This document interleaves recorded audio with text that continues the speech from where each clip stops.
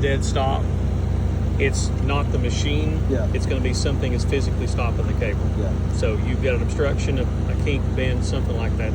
So you got to find your footage and figure out where that location is. The one thing we need to do that you need to do every single time that you've got a specific duct and cable combination is do a crash test. So we're going to need about a 20-foot piece. Yep. You got a piece? Yep. Okay. Kink the end of it, and then we're going to run cable in it, and we're going to find what the upper limits are on the machine. Okay. So if we run this through there and you run it through at 60 psi and it doesn't crash, buckle, anything like that, pull the cable back out, go up to 65, then go to 70, go to 80. If it buckles at 90 psi, then as the operator, then you back off that, whether it's 5 psi or 10 psi, and you do not exceed that. So if it buckles at 90, let's say we're not going to go over 80.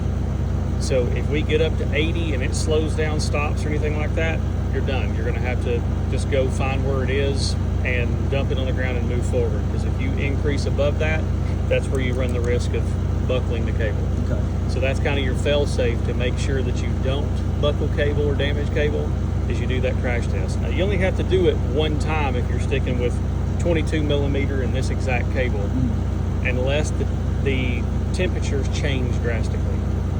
I mean, if you do it on a 50-degree day and you come back and do it on a 90-degree day, I would redo a crash test because it may change it a little bit. Okay. Because the cable is going to be more pliable, the duct's going to be stickier, so you're going to have higher friction. Okay. But that'll prevent you from damaging. This machine, even though it's a pneumatic machine, has 2.5 times the push force of the mini jet. So you are more apt to damage here than you are with the mini. Yeah, I noticed. I've ran that one probably 50 times. Yeah. And not damaged. I've never damaged a cable in my entire career with that machine. Yeah, I feel safe with that one. Yeah. And this, I've ran it since I've been back 2 or 3 times. I've watched the other guy run it. Yeah. Just kind of, learning from him. And yeah, this thing scares me because I know it's powerful. We'll try to get the scaredness out while I'm here. Okay. So let me ask you another. Yep. This. Yes. This is a concern for me because like that, you just push that forward, thing out and you tighten it up. And this actually is even simpler. Every single cable, every single time you do the same thing, whether it's a cable this big around or a cable this big around. You're going to tighten all the way down until it stops, okay. And then you're going to back off about 1 1/4 turns. Okay. So I know we don't have a cable in there, but that bottoms out. Yep. I'm going to go boom, boom, boom. Okay. So you do that every single time. So the guy I've been working with, he said a 1/2 turn, and then I had another guy over here the other day. He's been running on the other side of he said a turn and a half. So either of those is technically fine. Okay. What sometimes people do, and this is what I was hoping you weren't doing, some people will load a cable in and they'll just tighten this down until they start feeling it bite on the cable, and then they just stop there. Okay. And I mean, you could walk up to the machine and do that.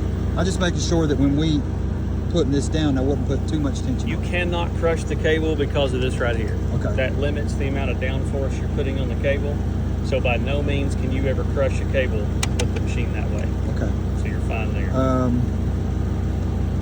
Another thing that we noticed, and I know the cable is not completely round. It has an oval, kind of oval shape. We noticed when it comes here, it's getting a little bit more flat. Yeah, that's probably the makeup of the cable. If it is a central tube cable, and it's got 2 outer strength members on the outside, Yep. yeah, that's going to happen. There's nothing you can do about it. It's the makeup of the cable. It's because they've got the hollow core. So there's nothing on the inside of it that's giving any strength. So you put any pressure down and it's going to oval. Okay. It's not damaging the cable. That's not anything. That's just the way the cable's inherent design is. All right. And I'll tell you, that's probably part of your placing issue is whenever you've got a cable, especially a micro type cable, that has the strength members on the outside. It has what's called a preferential bend. It's going to want to not bend this way, but it'll bend this way. Yeah. So if it goes through and it's hitting a bad area that's kind of a tight bend or something like that, the cable's going to want to wrap. Well, when you do that, it makes it harder to push on it. So it's going to limit how far you can actually go with the cable with this design. Okay.